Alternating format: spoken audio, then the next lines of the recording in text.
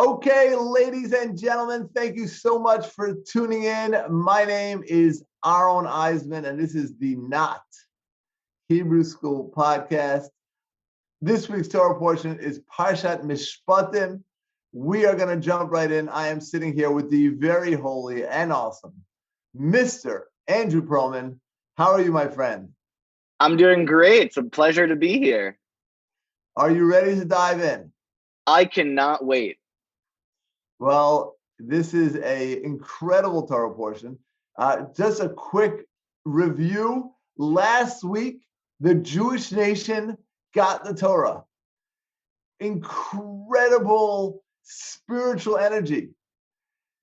We haven't had an episode like this where the entire nation, the entire Jewish nation, had this incredible prophecy. They experienced God at Sinai. And this is, they saw the thunder and they heard the lightning and whatever that means. But the entire nation experienced God. What incredible spiritual ecstasy. Imagine our most powerful spiritual experience, maybe on Yom Kippur, or maybe at the Kotel, or maybe, going out of your way to help a friend. Like, you have a good spiritual feeling, a connection of holiness, of completion, of self-expression. Imagine that times a million or a billion, right? Like, whoa, incredible. It was so powerful that when God gave the first of the 10 commandments, the Jewish nation died. And then God had to revive them. And then the second command, and they died again. It was so powerful, so intense. It was so all-encompassing that God had to revive them. And then after this first and second, said, Moses, we can't handle this. You get the Torah and you'll transmit it. But the first two of the 10 commandments, they heard directly, they experienced God, whatever that means. Right? It says the simple servants during this time were receiving prophecy, that incredible prophecy that has been by even the greatest prophets. So it was an intense spiritual experience, connection to God. And then we get to this week's Torah portion. What's this week's Torah portion? Mishpatim, laws. We go from such incredible ecstasy, such incredible spirituality and connection, to just mundane laws of interpersonal relationships. Don't lend money with interest. You have money, share it. You pay back your worker on time, right? You're not allowed to leave a day without paying back your worker. You gave him. I'll tell you a funny story. But I don't have too many workers working for me, certainly not day laborers. But I remember one time when my son had a bar mitzvah, so we hired this guy to play music, and this is going back about 9 years ago, and it gets late. It was like 2 a.m. and we finally got the kids into bed, and I was in bed. I was like literally dozing off, thinking about this incredible event. And suddenly, I remembered I never paid the musician. He didn't say you got to pay me that day. It's how we hire you, we're going to pay you. But there's a law; you gotta pay him right away. So this man that you're looking at right now pulled himself out of bed and got dressed. And I didn't knock on his door because I don't want to wake him up. But I put a check in his mailbox. Why? Because you got to pay your worker right away.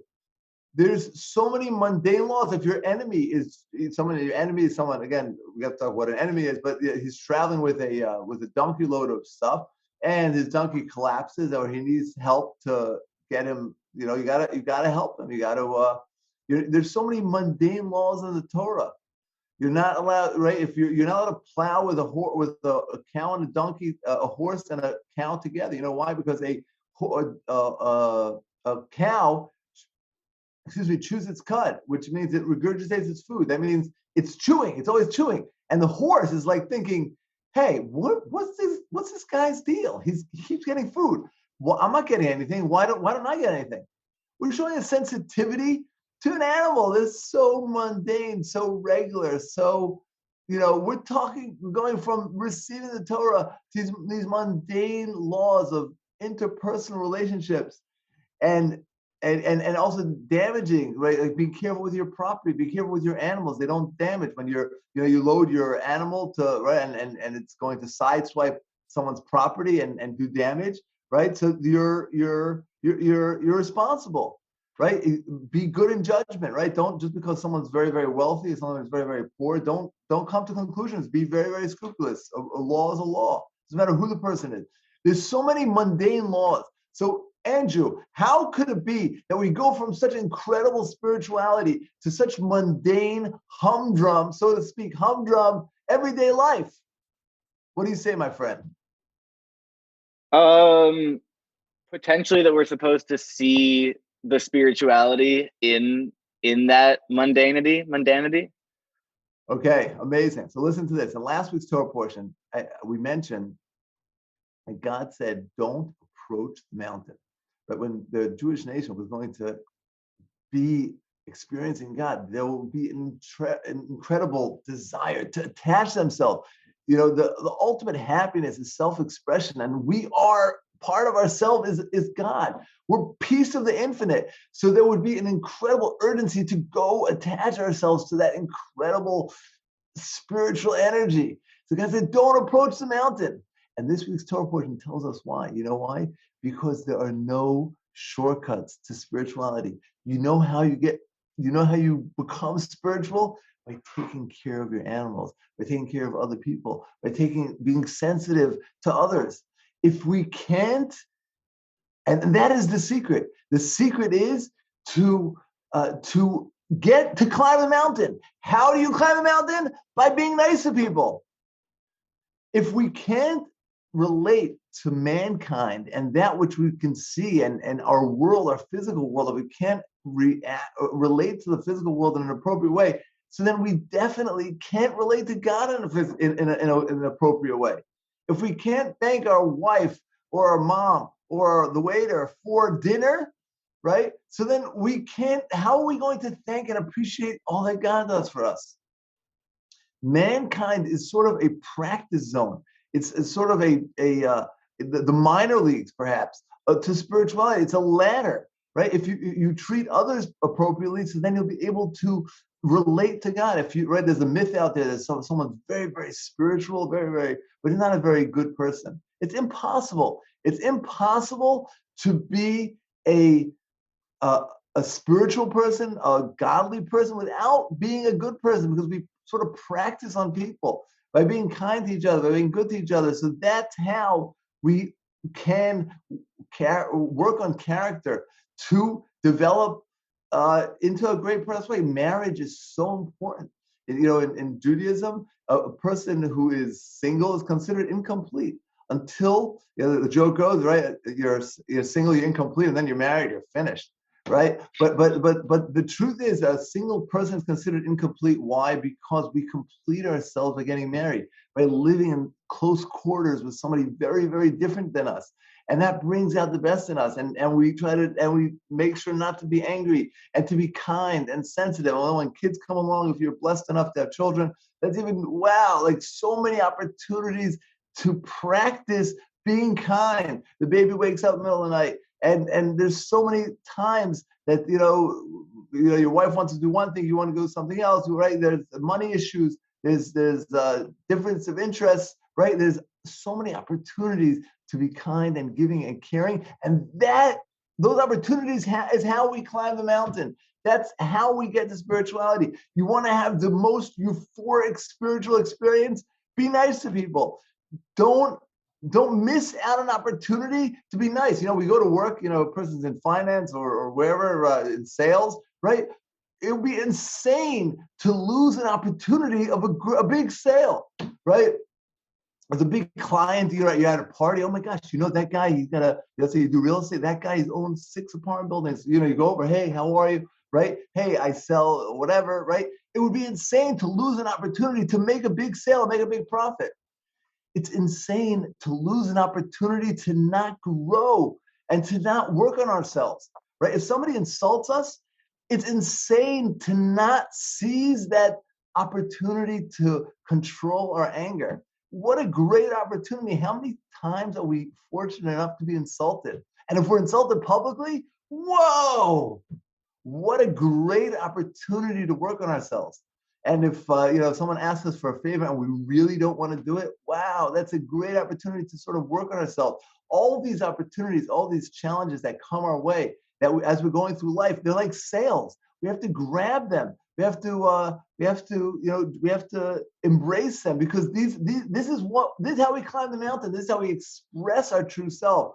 We express our true self by by by seizing opportunities to bring out our true self, right? If someone insults us, it's possible to not respond. So if it's possible to not respond, so that means we could not respond.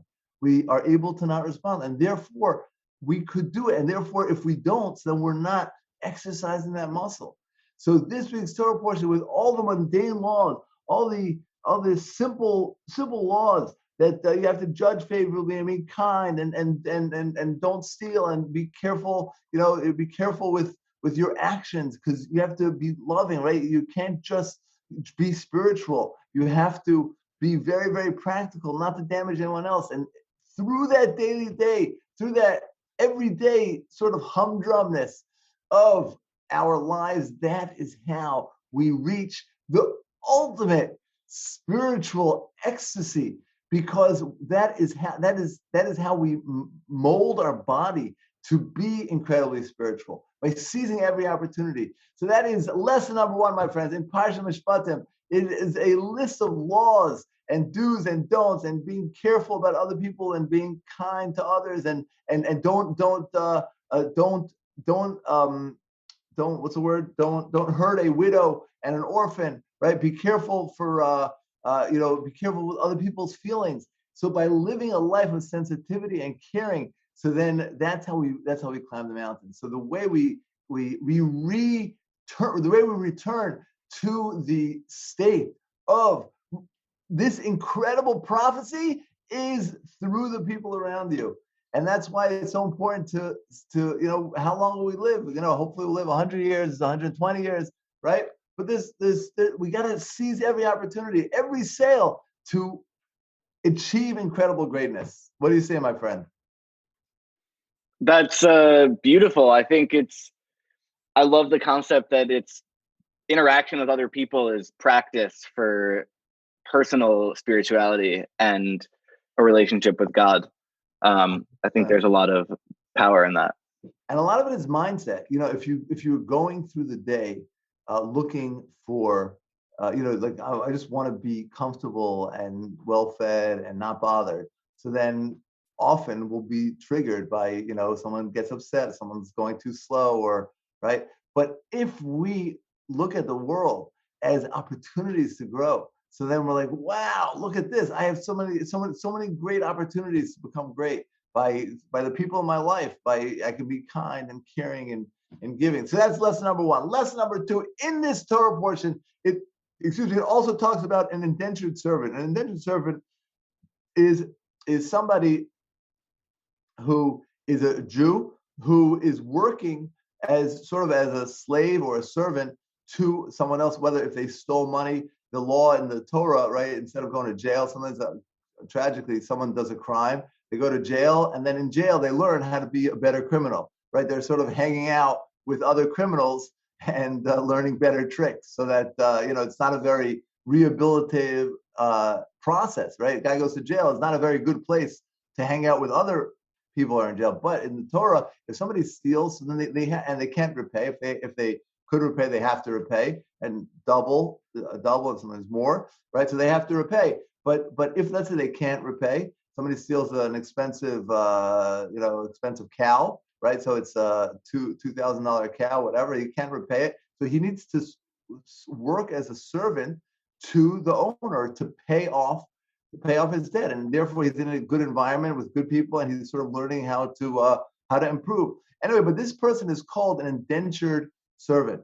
I'm sorry, this is called an Eved Ivri. Now, he's not called an Eved Yisrael, a Jewish servant. It's called an Eved Ivri, and Ivri is not the glorious term of a Jew. The question is, why is this person not given that title of a Jew. He's still a Jew, right? And the answer Rabbi Avigdor Miller gives a beautiful, beautiful answer, and that is because he is not obligated in all the mitzvot. If he's not obligated in all the mitzvot, and listen to this. Here's a question for you. You ready?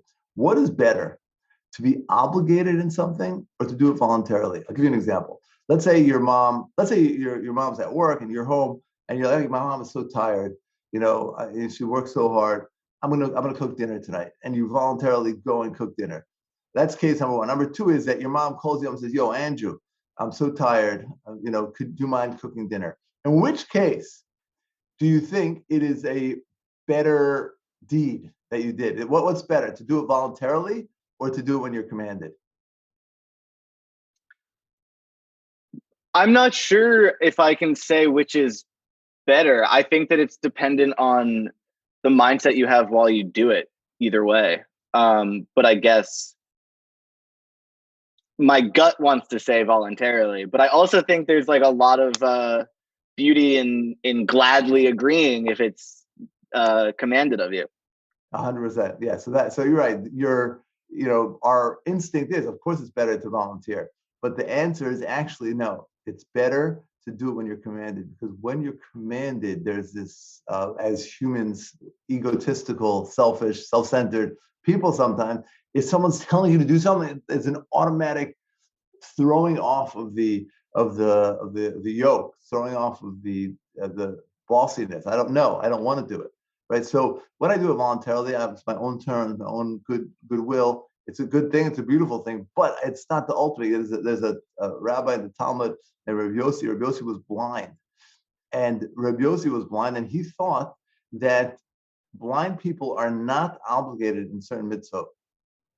He was very excited to hear that, because he did all the mitzvot anyway, so he's not obligated. So he was very excited to hear that he was going beyond the call. And then he heard this idea that no, it's better. It's better if you're commanded. And then he was hoping that the law was, which in fact it is, that it's better to be commanded and do it. And then he was so excited that he's commanded and he still does it. So this Eved Ivri, he's not given this glorious name of a Jew, is because he's not commanded in everything. And if we're not commanded in everything, so then we're not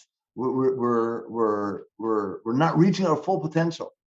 And that is, that's, by the way, that's the source of bar mitzvah and bar mitzvah.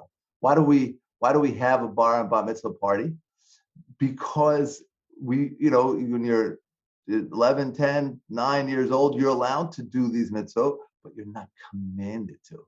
You're not commanded until a girl is 12 and a boy is 13. We're not commanded to do the mitzvah. And therefore, we make a party because now we're commanded. We're sort of being recruited to the army. The first case, we were sort of a volunteer. Right now, we're recruited to the army. You must do this. And when I must do it, I can achieve much greater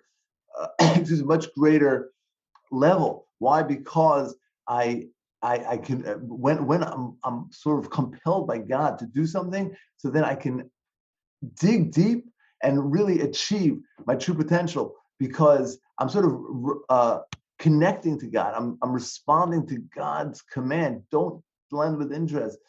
Don't abuse a widow or orphans. Be kind to your workers, be kind to your animals. When we have all these things, and I'm responding not out of my goodness in my heart, but it's much more pure, it's much more real, and it's much more all-encompassing, because it's not bound by my desire.